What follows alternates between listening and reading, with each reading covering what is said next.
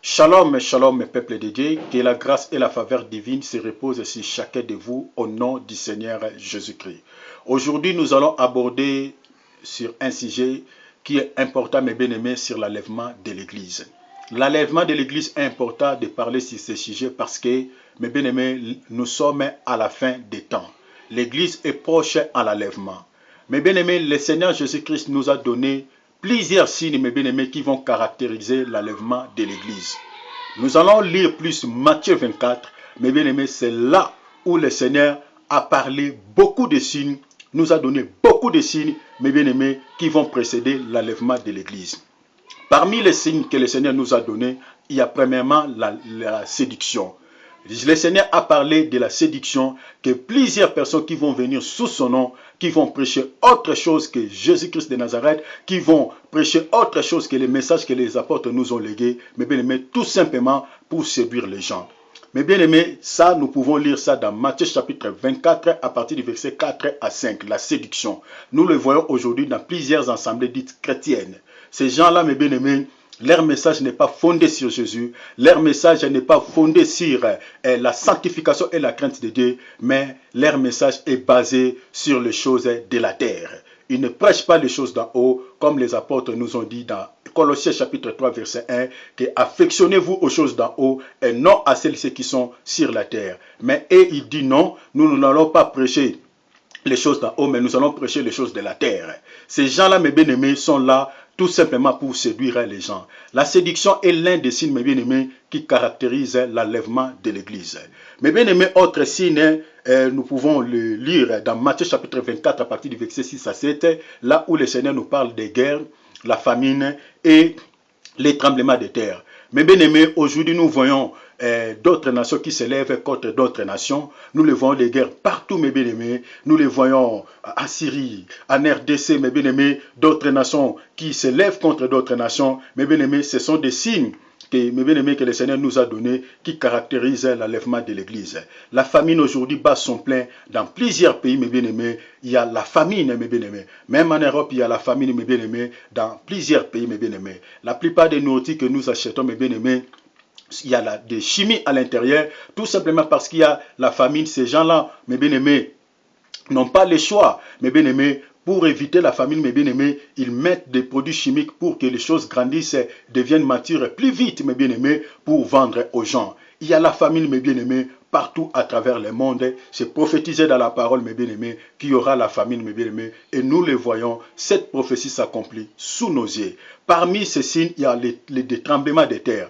Cette année même, 2016, mes bien-aimés, le 4 janvier 2016, mes bien-aimés, il y a eu un séisme, mes bien-aimés, en Inde, qui a fait pleurer des gens. Il y a eu des morts, mes bien-aimés. Et le plus grand séisme, mes bien-aimés, nous l'avons vu récemment, qui vient de se passer à l'Équateur, mes bien-aimés, qui a fait plus de morts, mes bien-aimés.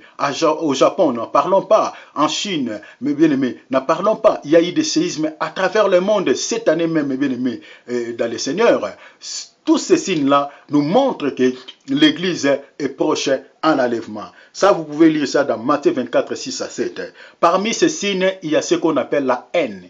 Mais bien aimé, Jésus a parlé dans Matthieu chapitre 24, à partir du verset 9 à 10, il a dit que la charité des plus grand nombre se refroidira. Là où il y avait la charité, c'est la haine maintenant qui va être là. Mais bien aimé, les gens vont se tuer entre eux. Il y aura, d'autres vont même utiliser des breuvages mortels pour tuer des gens. Mais bien aimé, même au milieu dites chrétiennes, mais bien aimé, aujourd'hui il y a des poisons qui circulent, mais bien aimé, tout simplement parce que c'est la haine qui est maintenant dans la cœur des gens. La haine est l'un des signes, mes bien-aimés, qui caractérise au fait l'enlèvement de l'Église. Matthieu chapitre 24, verset 9 à 10, le Seigneur nous parle de la haine. Les gens vont se haïr, les gens vont se trahir, il n'y aura plus l'amour. Si nous voyons des attentats à travers le monde, mes bien-aimés, même ce qui vient de se passer en France, tout simplement les gens n'ont plus l'amour, il y a la haine, les gens n'ont plus peur de tuer les gens, mes bien-aimés, tout simplement parce qu'il y a la haine. Parmi ces signes, il y a la montée des faux prophètes. Ça, vous pouvez lire ça dans Matthieu 24, 11. Le Seigneur nous parle de la montée des faux prophètes. Aujourd'hui, tous ces gens-là qui étaient dans le riz, mes bien-aimés, les Bonaventure, qui lisaient des mains, des féticheurs, mes bien-aimés, ces gens-là, aujourd'hui sont entrés dans l'église, qui ne font pas autre chose, qui ne prêchent pas autre chose, mes bien-aimés, tout simplement pour séduire des gens, sont habités par l'esprit du pite, du malin, de l'esprit de l'antichrist. Ils ne prêchent pas Jésus-Christ de Nazareth.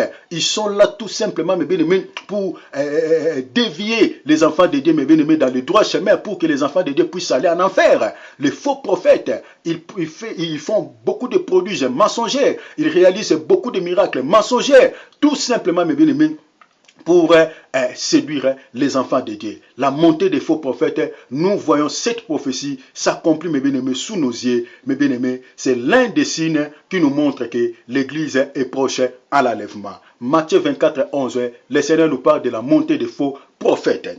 Parmi ces signes, il y a aussi l'augmentation des péchés. Ça, vous pouvez lire ça dans Matthieu 24, 12. Mes bien-aimés, aujourd'hui, nous voyons l'augmentation des péchés. La Bible nous parle que l'iniquité sera accrue, mes bien-aimés. L'augmentation des péchés. Aujourd'hui, si les gens, mes bien-aimés, qui se marient, les hommes entre les hommes, les femmes entre les femmes, mes bien-aimés, toutes ces choses-là, mes bien-aimés, cela nous montre que l'Église est proche à l'enlèvement. Aujourd'hui, nous voyons même nos mamans qui portent des jupes empruntées de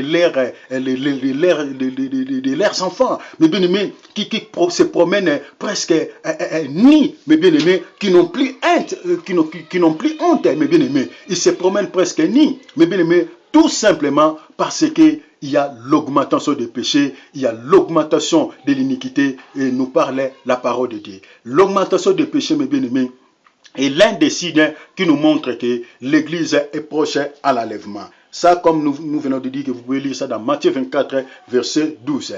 L'augmentation de l'iniquité. Nous voyons plusieurs sortes de péchés, mes bien-aimés. Vous-même, vous pouvez ajouter, mes bien-aimés. Il y a plusieurs sortes de péchés que nous pouvons parler. Les attentats, n'en parlons pas. Les vols, les mensonges. Mes bien-aimés, beaucoup de gens n'ont plus la crainte de Dieu. Beaucoup de gens qui viennent à l'église, mais qui n'ont pas la crainte de Dieu. Il y a l'infidélité dans des mariages.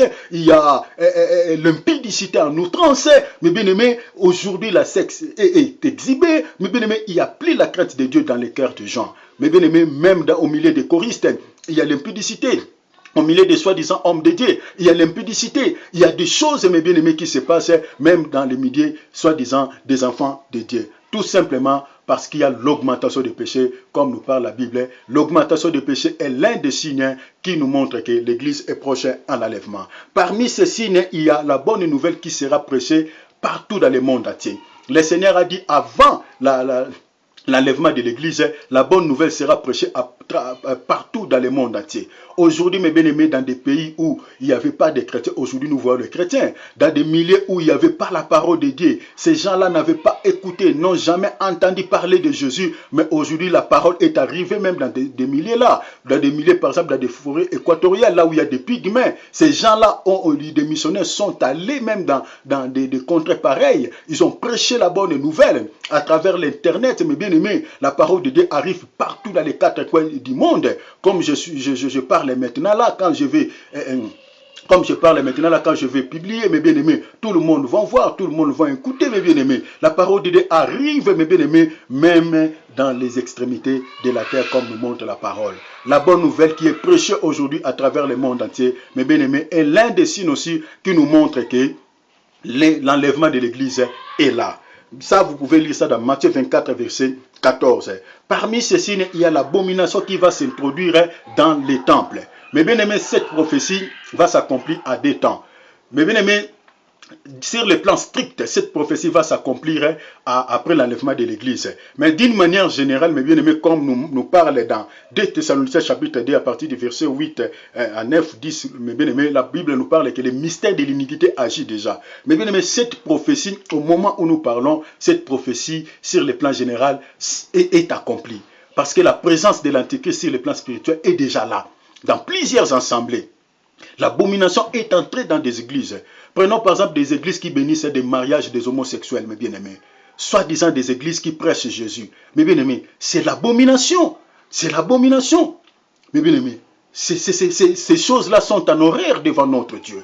mes bien-aimés dans les Seigneurs. Il y a des choses qui se font, des pratiques qui se font dans des assemblées, mes bien-aimés, qui n'ont rien à voir, qui sont en horreur devant notre Dieu. Tout simplement parce que la Bible nous parle que l'abomination sera introduite dans les temples et l'abomination est l'un des signes qui caractérise l'enlèvement de l'Église. Parmi ça, vous pouvez lire ça dans Matthieu 24, 15. Parmi ces signes, nous avons encore la grande tribulation. Ça, vous pouvez lire ça dans Matthieu 24, 21 à 22. La Bible nous parle de la grande tribulation. Beaucoup de chrétiens, par exemple, dans des pays islamiques, sont persécutés, mes bien-aimés, à cause de leur foi. Mes bien-aimés, on est en train de décapiter d'autres chrétiens, mes bien-aimés, à cause de leur foi.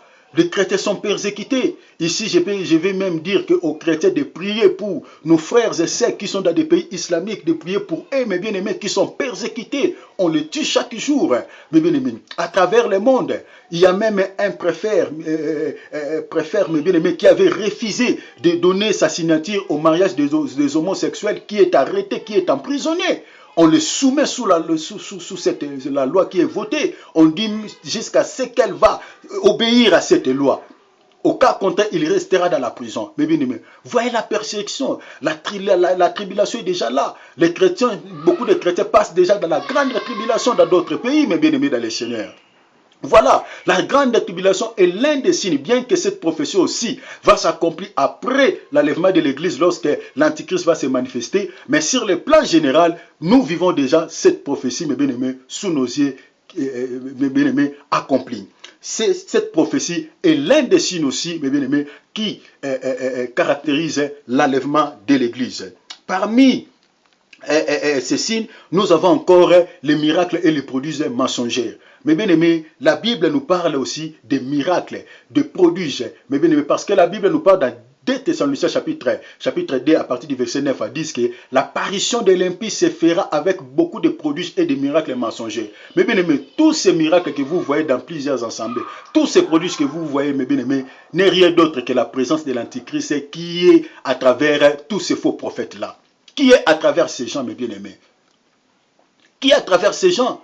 Ce sont des miracles mensongers. Ce sont des prodiges que les apôtres même n'ont pas fait. Les gens vomissent des lézards, mes bien-aimés.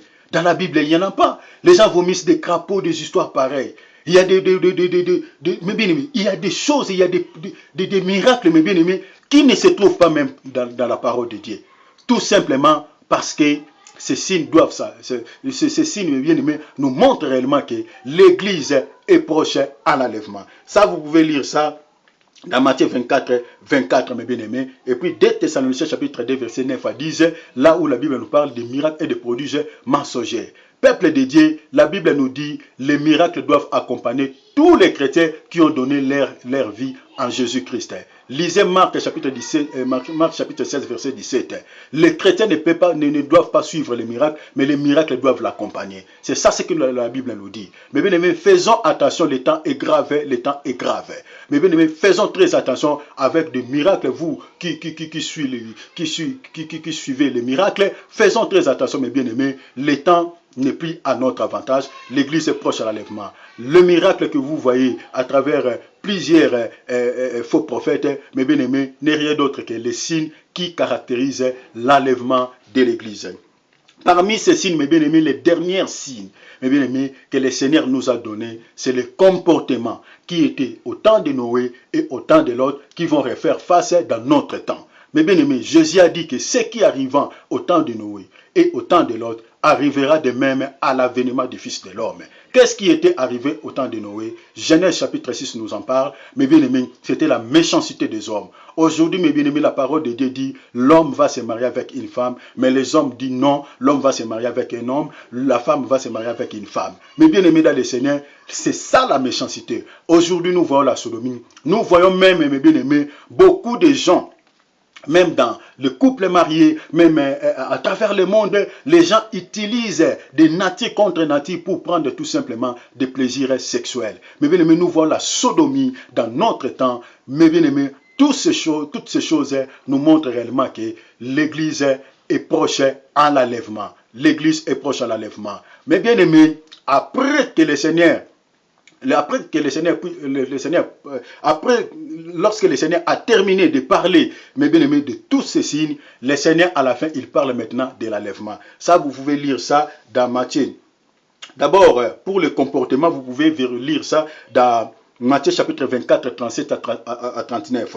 Mais les dernières, les dernières signes, mes bien-aimés, que le Seigneur nous donne, là où le Seigneur nous parle sur l'enlèvement, ça se trouve dans Matthieu chapitre 24, à partir du verset 40, après avoir le Seigneur parlé des signes qui vont caractériser l'enlèvement de l'Église, le Seigneur nous parle maintenant de l'enlèvement. Dans les versets 40, nous pouvons lire ça, on peut lire ça, mes bien-aimés, le Seigneur parle alors des hommes qui seront dans un champ, l'un sera pris et l'autre laissé. Verset 41 dit, des deux femmes qui moudront à la mêle, l'une sera prise et l'autre laissée. Mais bien aimés, voyez l'enlèvement. Donc après tous ces signes, le Seigneur nous parle maintenant de l'enlèvement. Mais bien aimés, tous ces signes que nous venons de lire, mes bien aimés, sont bel et bien accomplis sous nos yeux. Je vous dis, mes bien aimés, sont accomplis tous sous nos yeux.